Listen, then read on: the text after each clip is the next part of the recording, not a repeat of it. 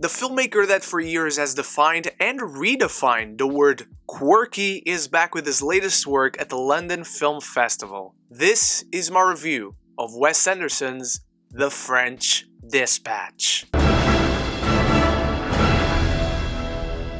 The staff of an American publication in France decides to publish a memorial edition highlighting the 3 best stories from the last decade. An artist sentenced to life imprisonment, student riots, and a kidnapping resolved by a chef. Before I properly start with my review for The French Dispatch, I want you to start the conversation down there in the comments below about The French Dispatch, if you've seen it, if you're excited about Wes Anderson in general, anything and everything down there. It is the most important part. And while you're down there, click the subscribe button so you don't miss any further LFF coverage going forward. And of course, if you like what you see here.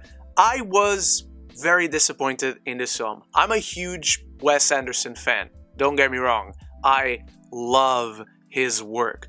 Isle of Dogs, Grand Budapest Hotel, Darjeeling Unlimited, those are all fantastic films. I'm a big fan of his style, and his style is very much present in this film. We get offered the immaculate set design, the symmetrical, pleasing visuals, the wholesome, absolutely delightful style and offbeat humor of Wes Anderson are all featured here with its all-star cast that has so many people, it is hard to name them all. Timothée Chalamet, Benicio del Toro, Léa Seydoux, Adrien Brody, Willem Dafoe, Jeffrey Wright, Liev Schreiber, Saoirse Ronan, Frances McDormand, Tilda Swinton, so many people. It's literally impossible for me to name them all, but they're all fantastic, whether their roles are big or whether their roles are small. Everything that you expect to see and to see work in a Wes Anderson film is present here, offering delightful laughs and visual pleasing aesthetics.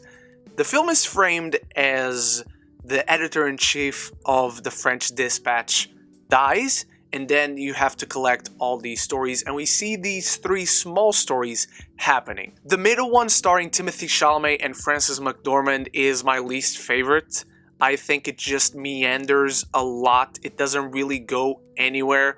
The third one, about the kidnapping of a small child that Jeffrey Wright is trying to solve, I really love this. We have a moment of animation that is so unexpected, but the humor even works better in that moment. But this film really does speak with the first story, where we have Benicio del Toro as a man who's in life imprisonment, but he is an artist, and Adrien Brody is an art dealer. He wants to have success by selling his art to the world.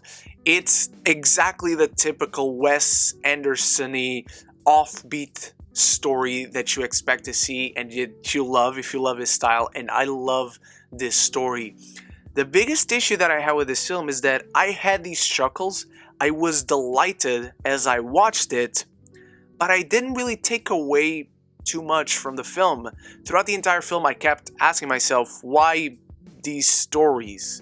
Why are these the best stories that these publishers ever wrote? Not to mention that they barely have any connection. The connection between them is literally just they were once written by the staff of this magazine that is published and that is going into its final publication right now. And there just wasn't a lot to be emotionally connected to. I think that's perfectly okay, but it just puts a ceiling on the quality and on the memorability of the film. Because not only are these stories barely connected, there's barely a transition between one to the next, and in the context of the film, they were already published once. It just makes the film feel aimless overall and a bit self-indulgent. And I know that's saying a lot for a Wes Anderson film. They're all kind of self-indulgent in their own way, in their own style.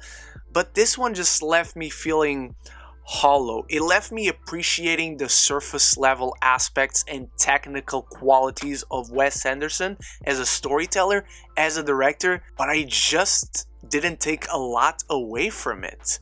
As much as I could appreciate the cast delivering all this material with grace and charisma, and Wes Anderson clearly being very passionate about this, directing this with as much quality, as much style, and as much bravado as he usually does. Coming out of it, in memory, The French Dispatch just lingers on worse than the actual experience, and so it lacks that memorability, it lacks that emotional impact, even compared to the rest of Wes Anderson's work. Its weird structure doesn't help it, but the fact that there's barely any connection between these stories to make it a feature film really makes it feel lacking somewhat. I'm giving The French Dispatch a C+.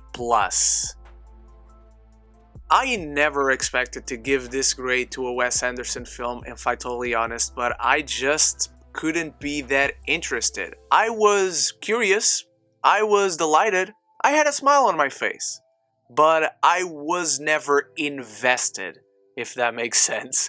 But that's my thoughts on The French Dispatch. What did you think about it? If you've seen it, if you're a fan of Wes, if you're excited for it, I hope you love it. Thank you so much for watching. You are the best. Stay tuned for many more London Film Festival coverage. And there should be a playlist right here with all the reviews from the festival that you can have access to. I hope to see you in those, and I hope to see you in the reviews to come. So until the next one, love each other and love the movies.